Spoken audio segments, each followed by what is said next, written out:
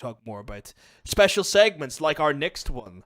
Where we are going to have a little look at the wonderfully botched career of a certain individual.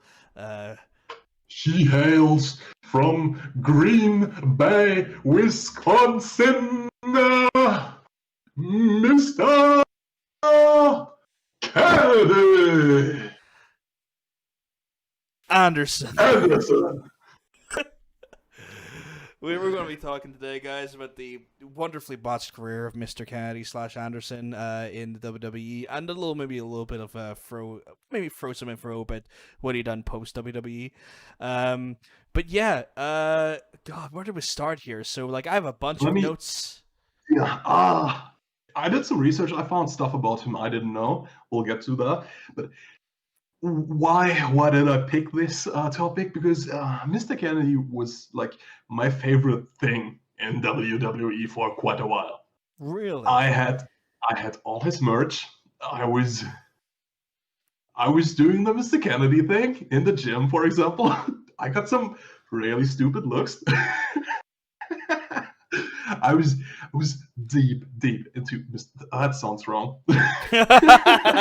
Hey man, I was a big mark for Mr. Ken Anderson, and a lot of people were back then in his first 2-3 years in WWE, and it felt like he had a rocket strapped to his back. Like he is the chosen one. He is the next big thing. It seemed like an inevitable thing that he would become the next world champion. But none of that happened, and his WWE career in retrospect looks like it looks like a car crash, kind of. To be honest, it's literally the slowest car crash happening in the world. Yeah. And we'll take it for it, guys. Jesus, it was a car crash. Where do we start? Promise, yeah. Well, starting with the promise, I did find out that after just 21 indie matches, he first appeared for WWE in 2001. They put him on TV after just 21 matches. I understand it was he was enhancement talent, but he was also enhancement talent for TNA as well. So he was doing both enhancement talent gigs there. Yeah. Then in 2005, he got signed to Ohio Valley Wrestling, their developmental territory before there was NXT. Jim Cornette did lead the operation there, and he wasn't interested in him. But as soon as Heyman took over, it just took him 5 weeks before Heyman pushed him up to the main roster. So only 6 months in total of OVW to get to the main roster is kind of impressive. Shows how much people believed in him. And when he came up, he was still known as Ken Anderson. But Paul Heyman changed this because there's a football player called Ken Anderson. They didn't want any confusion with that. And they named him Ken Kennedy. And Paul Heyman did this specifically so Vincent Kennedy McMahon would maybe take a liking to this young upstart. Interesting angle there as well. I mean, like, especially concerned at this point, like, if we were to look at this from a sort of historian standpoint, Heyman was put down to OVW as a punishment. He had pissed off everyone, including Stephanie and Vince, all backstage because of his handling of SmackDown, as well as is ECW even on at this point? I don't think ECW is on at this point, but he had pissed everyone off. ECW is 2007, I believe. Yeah, so he absolutely pissed everyone off because he wanted to die on every hill with Mr. McMahon, and that this didn't go well with Vince. So, you know, even in OVW, he's playing some interesting tactics to try and get the guys he wants pushed up on the main roster. He won a bunch of mid-card matches, but he had some key wins as well from my research against Mr. Ray Mysterio. I did actually start him in a curious way because he did have a mini feud with Funaki, but his that was, I believe, on the B show, like Velocity, or what was it called back then? Or Main Event or Velocity, one of those silly Yeah. ones. Yeah. But his SmackDown debut was in a feud basically against ring announcer Tony Chamo. Really? And that's Okay. because they wanted to get his they wanted to get him over announcing himself. Oh, right? okay. He did the Kennedy thing, yeah. Yeah. And so Tony Chimmel would start announcing, doing the ring announcing for Mr. Kennedy, and that's when he got into his face, telling him he wasn't doing it good enough. And the first couple of weeks, he didn't have the mic coming from the ceiling. He took Tony Chimmel's mic. That's how all of this started on TV. But then, like you said, he had a couple of big matches, notably Eddie Guerrero's last televised match. Yes, indeed. And the only time he ever lost was via DQ. Like, he never lost clean at this point. But that wasn't really for long. This is like the first part of where the car crash starts. I feel like this is where the brakes are starting to be slammed on them quite quickly. And bear in mind, not by anyone backstage currently at this point. More about just unfortunate mishaps. During a European tour, it was drop kicked off the ring apron by Paul London, and he ends up getting a massive muscle bruise, or at least it was suspected to be a muscle bruise at the time. No, wrong injury, my friend. In December 2005, he tore his latissimus dorsi, which took him out for 6 months. That's what I was getting to. It was thought to be a muscle bruise, but when he got back to the States, they done an MRI and saw it was a torn lat muscle. Sorry. that was the one, and it was basically tore right off the bone and cost him 6 months. So it was actually a misdiagnosed injury at first. And he was still performing, thinking it was just a muscle bruise when it was actually a completely torn lat muscle. Just the WWE system back then. Yep. 6 months out, which is never good, especially if you're still getting yourself over, if you're getting yourself established. He was just on TV for a couple of months. Couldn't be long, maybe 2 or 3 months. No, not at all. Not long at all. So that put a halt to his start at first, but he returned to OVW in May 2006, where he faced CM Punk for the title. Didn't know that. That's an interesting fact, right? And then he returned officially to SmackDown again on June 9th. He was debuting his new finisher by then, because at first he did the Green Bay Plunge, which was so awesome that I stole that for myself when I wrestled. Okay. If you don't know what the Green Bay Plunge is, he would have his opponent in the Death Valley driver position, and he would do a flip forward, but he would do all that from the second rope. It's awesome. Oh Jesus! And he changed this coming back in 2006 to the Canton Bomb, which was a Swanton Bomb, which probably is a smart idea because you can't do the Green Bay Plunge with heavier opponents. Yeah, true. I mean, if he was going to take on, which he did actually have, his first few matches against, his first pay-per-view match was against Batista. I think that would have been a harder move to pull off against Batista. Yeah. I believe that was their first, his first pay-per-view where he subbed in for Mark Henry after Mark Henry couldn't do the Great American Bash. And you know what? WWE still were digging him at this point because Kennedy won by DQ and it kept him strong. He didn't get squashed by Batista, which would have been probably the assumed finish of that there because it was bloody Batista, of all people. They still had faith in him. They put the United States title on him even. He defeated Bobby Lashley in a triple threat match for the belt, but still kind of a short reign. I mean, the mid-card title reigns, especially the US one, they don't seem to be long at any point in history. But 42-day reign, lost it to Chris Benoit. Yeah, and that was his first loss by submission. I think they do that there because I think they test you with that belt.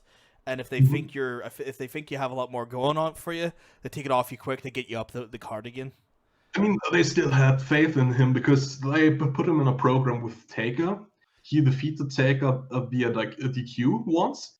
Mm-hmm. Then he Taker in a first blood match with some shenanigans. Yeah, Mm-hmm. but ultimately he lost in the last right match. But still, overall, 2-1 against Taker is impressive in this time.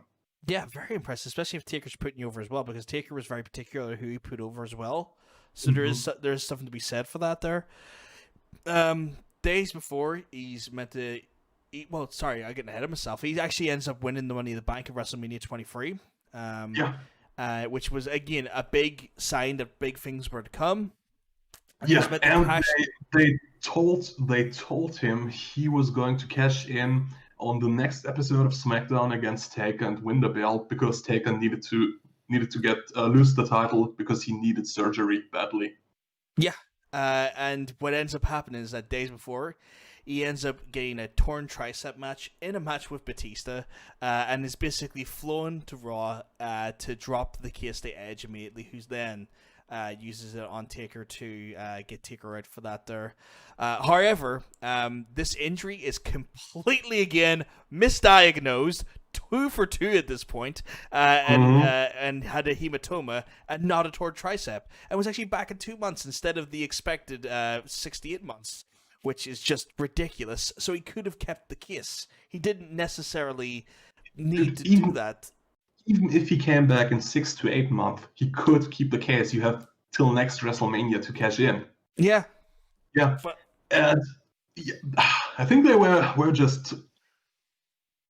They only saw this one path to get the title off Taker. They had tunnel vision. They could have done any other thing, right? Yeah. Just hotshot booking. Nowadays they do this all the time. WWE champion Undertaker will defend his title next week against this guy. Yeah. Some sort of like, just any old match. Just create an angle like that. It would have been easy, done and dusted. And it was just completely botched, if you ask me. He then has basically a move to Raw through the draft, and basically that's where they start setting up the angle for the illegitimate son that Vince was doing. And the idea was that it was meant to be Mr. Kennedy was meant to be the son, and have this great angle where Vince would back Mr. Kennedy against Triple H for shares of the company. It was going to be this big sort of angle. But apparently Vince hated Mr. Kennedy.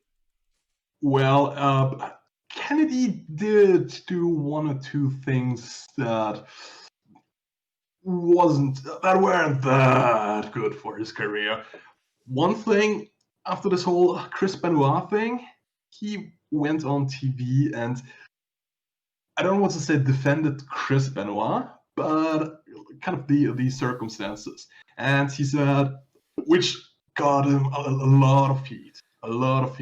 He said in an interview, like he had opinions about everything, and he just wanted to set the record straight. When everyone around him just told him to shut the f up, probably not the best move on his part. And then he said on camera in this, I think it was some Fox News segment, that the business has changed, that steroids aren't this widespread anymore. Fast forward a couple of weeks, Ken Kennedy's implicated in a steroid scandal, and he gets his 30-day suspension, which takes him out of the illegitimate son storyline. And ends up being a hornswoggle switched in, and Vince ended up hating Mr. Kennedy after that because of how stupid he looked for it. Like, it's bad enough being caught with the gear, but to make the company look so stupid, even with the best of intentions, damaged the company more than it helped the company. And the steroids and Mr. Vince McMahon have never been an easy topic of that man's life. So, he had this steroid scandal in 1991 or 1992 that really still haunts him to this day, and that probably was fears that was going to bring that back into the forefront. Not ideal, to say the least. He's out for a month. In his first match back, he basically loses to John Cena. But Cena ends up tearing his pectoral muscle just trying to do a standard hip toss. A rudimentary move that's probably taught within the first month or so of your wrestling training. Yeah. This will become important later on in the story. It will indeed. It will indeed. Then he moves on to have a feud with Mr. Shawn Michaels, which was not a bad feud. Pretty decent. Good amount of matches. No, goes off with no actual with any sort of issues or any drama there. I mean, there's nothing really of note till June 2008, so he kind of just meanders for almost a year. Yeah. And he moves back to SmackDown, but just a month later dislocates his shoulder, taking him out. And I think at this point, he got the label injury prone. Yeah, he does indeed. He's pretty much being given the guy who just constantly has injuries, even though the injuries, 2 of his 3 injuries so far have been completely misdiagnosed by WWE medical staff. It's still... Yeah, a dislocated shoulder sidelines him for 3 months, but it takes him until 2009 to come back to TV, and 6 weeks later, he's fired. 6 weeks later, he's fired, and this is after the 10-man tag at the Memorial Raw. He does a backdrop pretty awkwardly to Randy Orton, who he helps Randy land that on the shoulder that was actually recently injured by Randy, so he's recovering from that there. And Randy just flips out of him backstage. Like, he starts telling Vince that he's an unsafe worker, that he's dangerous, he causes people injuries, and John Cena ends up backing Randy's claims on that because of the torn pectoral. So when you got the 2 biggest stars of WWE telling Vince that this guy is a detriment and an unsafe worker, that's all Vince needs to know. As well as his utter hatred he has for the steroid scandal, it's enough to go, I want you out of this company. You're gone. Yeah. Oh God. I have some notes here that apparently Figure 4 Weekly reported that Vince cuts a promo on Ken Kennedy, in his private jet to his writing staff. Just a scathing promo calling him green as a worker, clueless when it comes to business instincts, and a huge liability. So apparently there's no other claims beyond what Figure 4 Weekly reported, but they claim that Vince is just like an absolute on fire promo, just tearing down Ken on that private jet. No one was willing to say anything in his defense because, the bookers didn't really like him either, because how do you book an angle for someone who constantly gets injured or is going out every 2 weeks because of an injury? It's hard to plan around him. So he just didn't have any support from any level of the staff at that point in management, which sees him being then fired, and his tenure with WWE ceases to exist. Yeah. So that's kind of the story of Ken Kennedy in the WWE. I think even the 2 early injuries he had, you could look past that. Even losing the Money in the Bank briefcase. I think what really did him in was his interviews he did with the media about Benoit when company policy was Chris Benoit, never heard of him at this time. And getting implicated with the steroid scandal. He shot himself in both feet at this point. Yeah, he I feel like that's the point where it went down. Like, everything else was kind of like there were bullets in the chamber, but there was no finger on the trigger, Yeah. But once that interview happened, that Fox Insider segment, that's when the finger was put on the trigger, and it was Randy Orton that pulled it. It was just a beautiful, beautiful mess of a situation. Do I think Kennedy should have been given maybe some slack, cut some slack? Honestly, I would in the same position be agreeing with WWE. I would find it hard to book a man who's constantly causing issues, even if it's in Yeah. ring. It's hard to kind of put a person as a champion when you don't even know if they're going to be there next week because they might, fundamentally screw something up as simple as a bloody hip toss. Um, I mean, I wouldn't blame the hip toss on Kennedy. No, but I feel like the hip toss is just an example of how just unsafe he is in general, not to other workers, but even himself. Like that combined with all the other injuries he's took, he doesn't ever really do anything he doesn't do anything safe, even for his own health. And there could be something to say because I don't know the full ins and outs of steroids, but I do know that they can cause you to be more susceptible to certain injuries.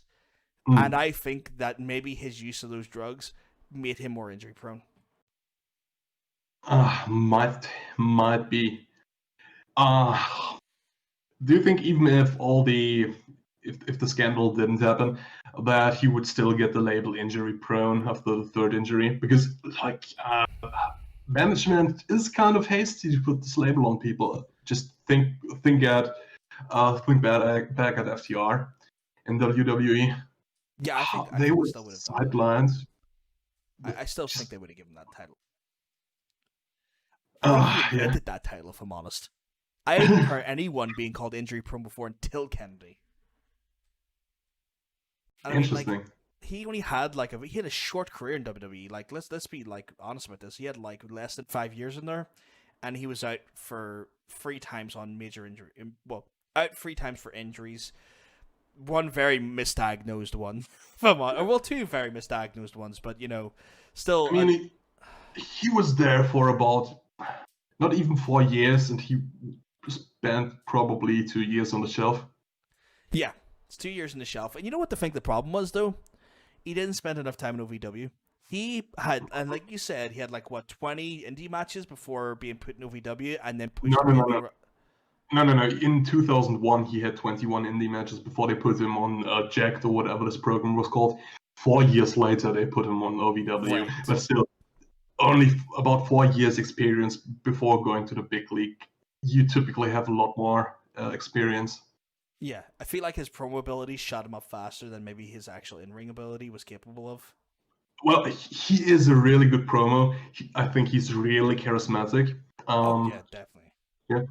Still like his work, really? Like his work? He's gotten better. But what we find in Impact is that he still had his old demons with him. Because he was actually fired from Impact for failing an on-the-spot drug test at an Impact taping. So he's or capable. to put it in Ken Anderson's words, they were just it was amicable. English, help me. Amicable. I can't even say it. I speak a damn language. Amicable. That's what I was trying to say. Yes. They both came to the decision that it would be best for everyone if we went separate paths. Yeah, well, that's how he put it. That's one way of putting it. It ended up being a situation though where he didn't have a bad run in TNA. I mean, he ran twice as the TNA champion for a substantial time as well. Had a great feud with Kurt Angle. Was part of the Immortal stable with AJ Styles, Chris Daniels, and Kazarian. Was the only person. Bully Ray in Aces and Eights. Yeah, the first person to be actually recruited directly by Aces and Eights as well. That was the first person they actually said, "We want you in the group," and he said yes to. He was the first recruit of Aces and Eights that wasn't shadow play or any other crap during that stable. He's recently worked on the NWA, I believe. Yeah. But NWA is kind of in limbo at the minute. Yeah, they are. He's been doing a little bit of indies here and there. I showed you this match against the local hero, Joe Hendry. Oh, God, yeah. We were talking about this segment last week. We saw Mr. Joe Hendry versus Mr. Ken Anderson, and oh my goodness, Joe Hendry is probably the best indie promo before. Well, he's not indie anymore; he's ROH. But I always said he would have been the best indie promo out there, just because the amount of chicanery that he crafts before his matches when he knows he's going up against a big talent. He creates the most beautiful and stupid ring entrances. It's awesome. So, what else is Kennedy Anderson doing? He opened a wrestling school with Sean and Arya Daivari, Molly Holly, and Eric Cannon. Good names there. It's a lot of great talent in there. And I just found this out doing this research. He is a announcer for Top Rank Boxing, and I tracked down one of his. If you don't know, Top Rank Boxing is a boxing promotion, and they've been promoting really great fights, like the big names. That's not some obscure company, okay? And I've tracked down one of his videos doing ring announcing for a boxing match. He's doing exactly what you picture in your mind he's doing. Maybe that's his talent. Maybe I don't want to just label him as just a ring announcer. But maybe that's his strength. Maybe he is just a really great mouth. I did look up on YouTube a list of the 10 best ring announcers in fighting, and he did make this list. But maybe in 10 years he's the next Michael Buffer. Who knows? Maybe so. Or if they want to keep him if they want to keep him working in some capacity near the ring, make him a fucking manager. You reckon the amount of heat he could draw for a client, like the amount of he's got the gift of the gab. Put him with a young talent and let him absolutely draw so much heat out of a live crowd and get them to hit his client. He could be really good at that. Mm-hmm. You know, that's just me thinking that, but you never know. Maybe I could be a bit wrong about that, but sure. I think if he can't do in ring well, get him doing that.